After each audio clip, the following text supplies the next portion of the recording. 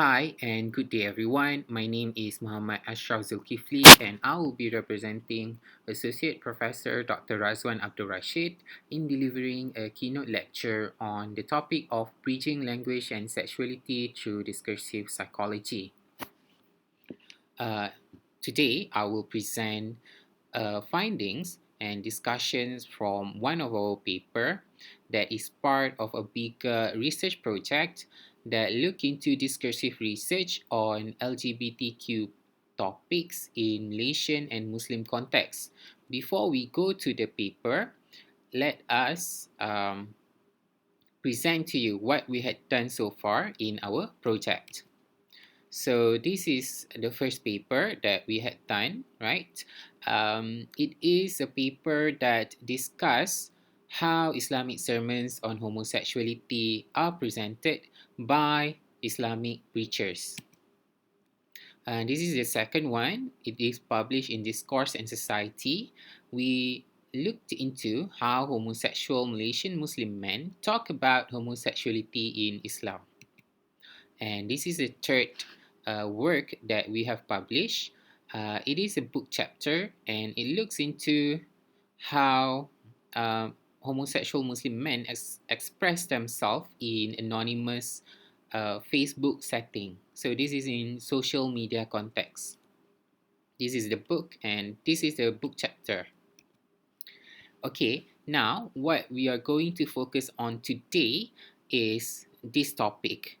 The difference is we will look into how gay men in straight marriage express their experience. So we are looking into this phenomenon, right? Why gay men choose to marry women and the experience ensued from such relationship. This paper has just been accepted in Frontiers in Psychology, so if everything goes well, it will be published there soon. Okay, so the issue of gay men marrying women can be seen in newspaper article in Malaysia, right? It has been reported, and we can see that it is a serious problem because usually the way it is reported is it will talk about how the relationship between the husband and the wife are ruined because the husband would cheat on the wife or would bring uh, disease STDs to the wife. It is also reported in the international news site as well.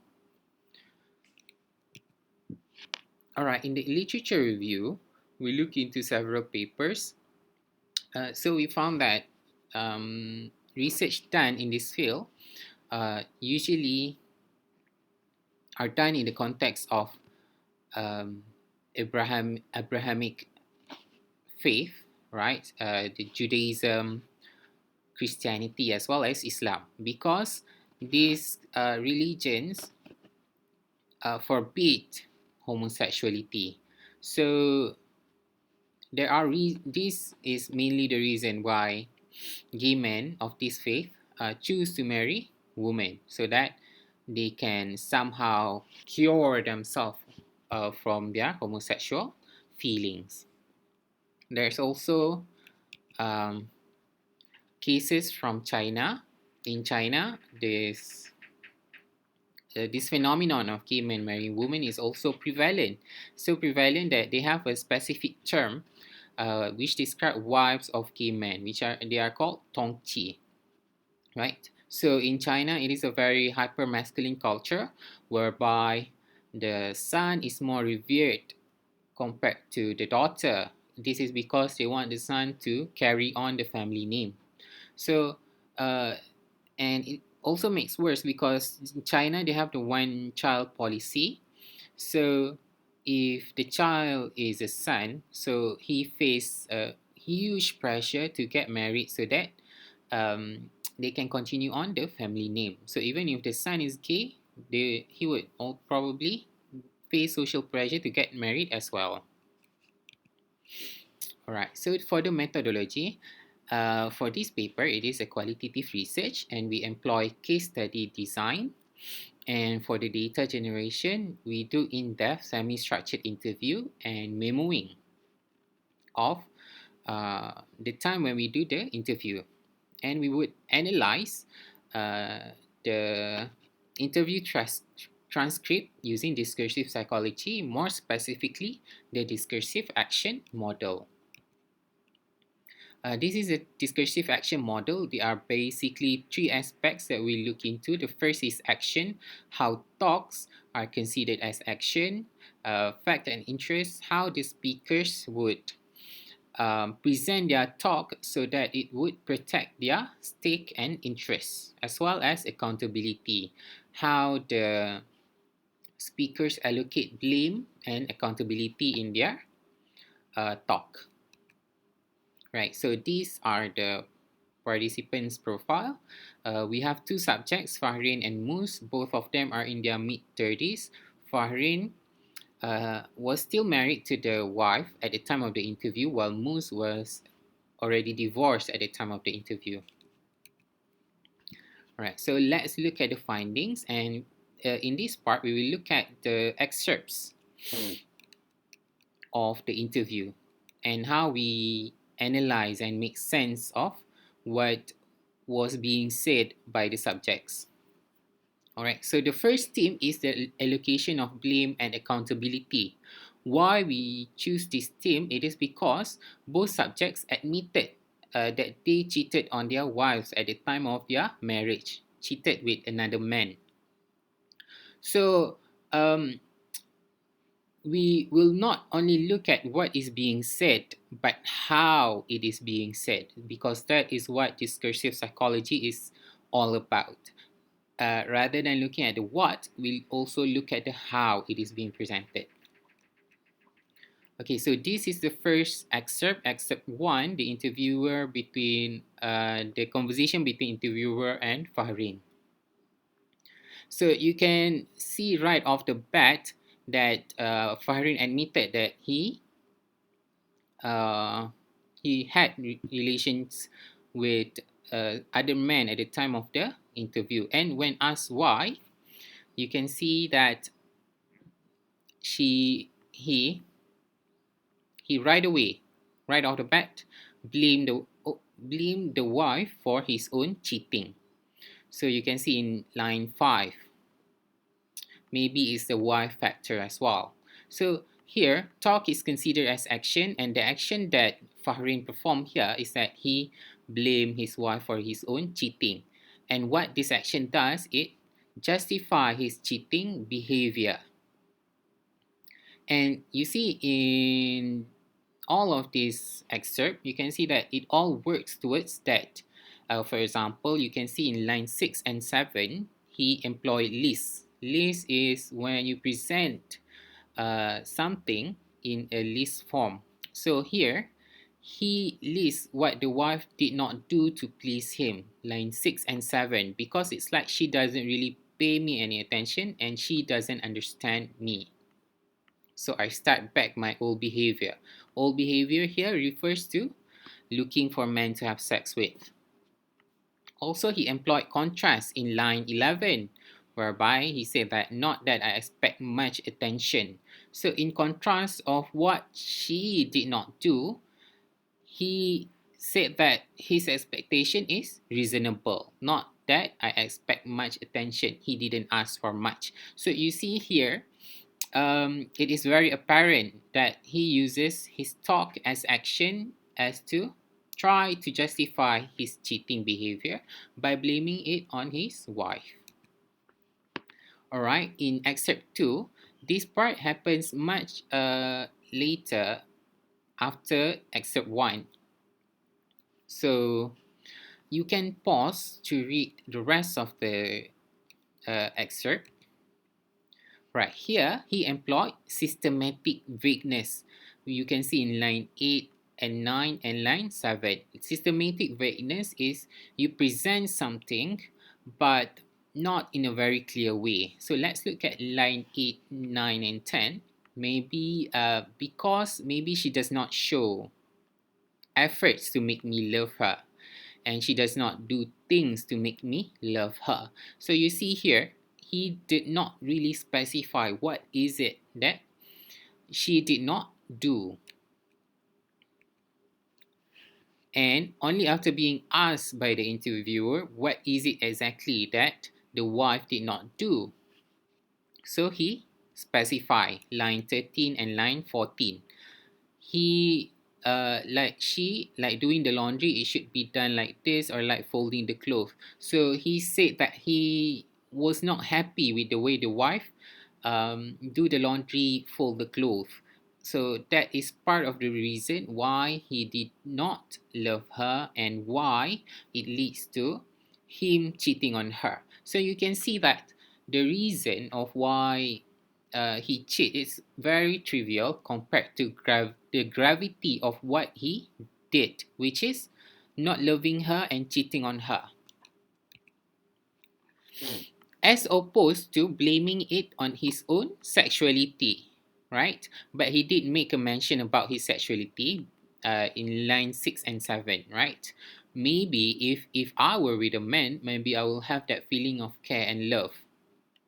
So he did say that it is maybe because of his sexuality, but you see, it is very brief, a brief mention, and then he proceeded to only talk about what his wife did. All right, the second theme is attachment to Islamic faith. So this part addresses how both subjects, Islamic faith, informs their discourse on their lived experience as gay men in straight marriage. So Islamic faith is very important for Muslims because it basically shaped their worldview. All right. So for Fahrin, the interviewer, right off the bat, asks like, "Do you feel guilty when he did that?" Yeah, yeah, because he said he's used to it, so I don't feel much guilt. Even towards the wife, "Do you feel guilty?" I don't know. I don't really feel guilty. And then he laughed. Okay, so let's look at the analysis. So here, he's mentioned that if people do not seduce me, then I can avoid the thing from happening, the sex I mean. So this is one of the things he mentioned. So he framed himself as a less than willing participant of sexual relations. So you can see that it removed the accountability from his action, actually. He also employ consensus and corroboration. When you employ consensus and corroboration, you try to make whatever you said appear to be something that is agreeable. For example, he said that this thing is normal, line 18, right? This thing here refer to having sexual relations outside of marriage. It's just that, actually, like getting pleasure from sexual relation. This is what it refers to. But that's about it.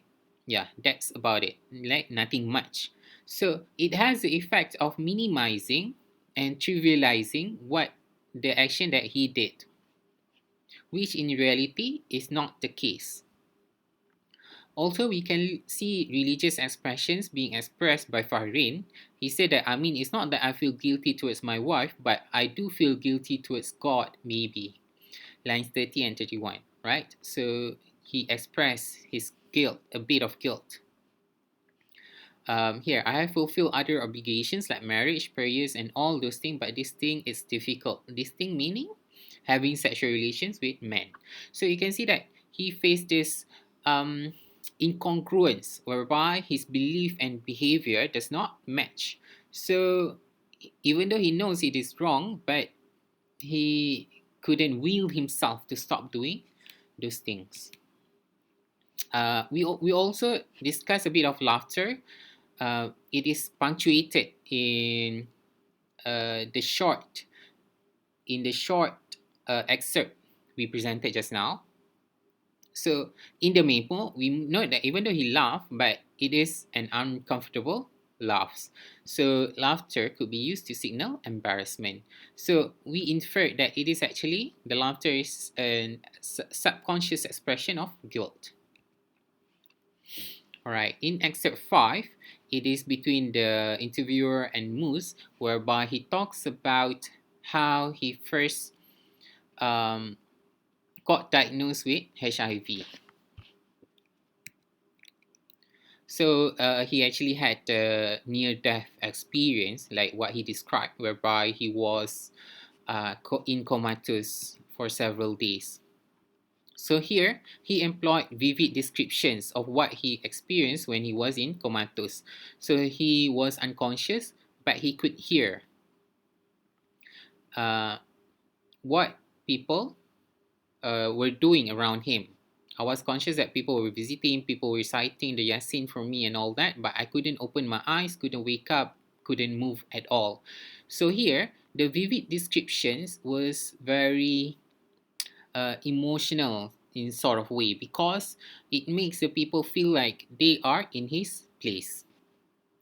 And also, it is very interesting to note that which part of the story he chose to highlight. So he chose to highlight a moment of realization. At the time, I could really feel in that state of helplessness. Not one single thing could help us at the time, no matter if it's our money or our family or our children. Nobody would be with us. Nobody could help us at the time except for God. He also acknowledged that he was heedless, right, of God's command. So this part in his narration represents a pivotal moment that moves towards repentance. So he was saying that at the time of the comatose, that was when he felt that he should change the way he lives. So we discuss this excerpt in the context of the action that Moose was trying to achieve through his discourse, which is he tried to make his story serve as a reminder for Muslims not to embrace homosexuality. Right? He also mentioned these lines, which is very emotionally charged, right? What he was thinking at the time: oh Allah, if you really want to take my life in my sinful state like this, then please do so. But if you really want to give me the chance to change, then grant me the strength to change. And also a statement of regret: oh Allah, I was so bad. How could I let myself be like this? So the action here is he wants people or gay Muslims to not do what he did. All right, in the discussion section, uh, you can see in the findings that it does not really paint the subjects in a good light. But to simply vilify them is not it's not enough to address the issue. What we should be asking, however, how is this society structured that the gay man in straight marriage seems to be able to practice infidelity without any impunity? It seems like so easy for them to um, be involved with other men and cheat on their wife. So um, we inferred that it is because, like, the way this topic was talked about in our society, whereby it's still attached to a stigma and people are not used and can't really accept if the people they know are gays.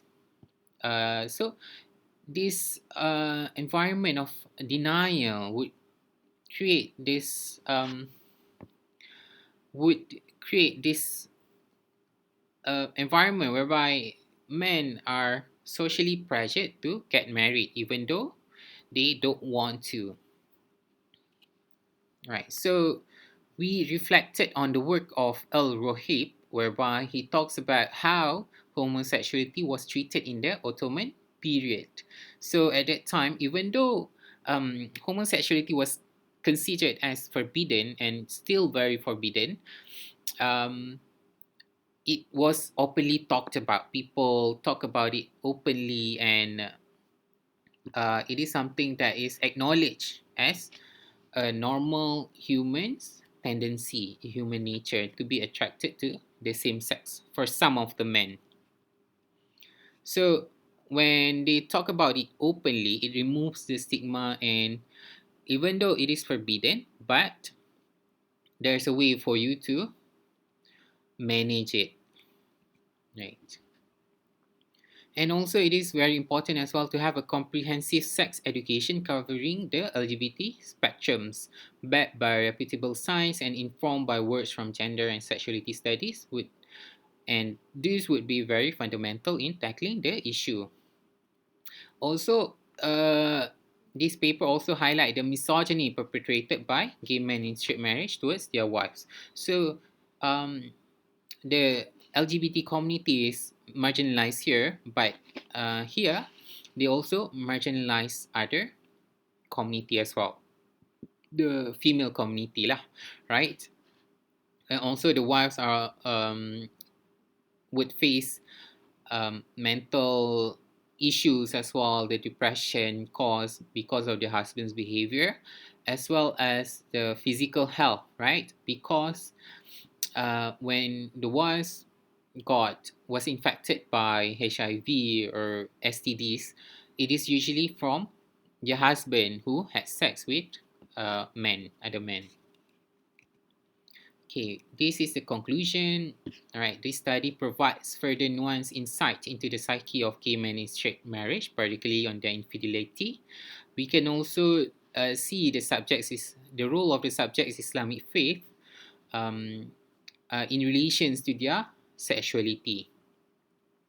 The third point is very interesting. We can see how the two subjects subvert and reject the conception of sexuality as it is commonly advocated in the Western world. So, even though the international community seems to acknowledge gay rights, but for Muslim community, even from the gay Muslims themselves, they seems to still reject it. So this is only, as what I mentioned, this is only case study of two people. So further research are still needed to give a more complete picture of the phenomenon of gay men in straight marriages. Alright, so that is all the presentation for me. Thank you very much for listening.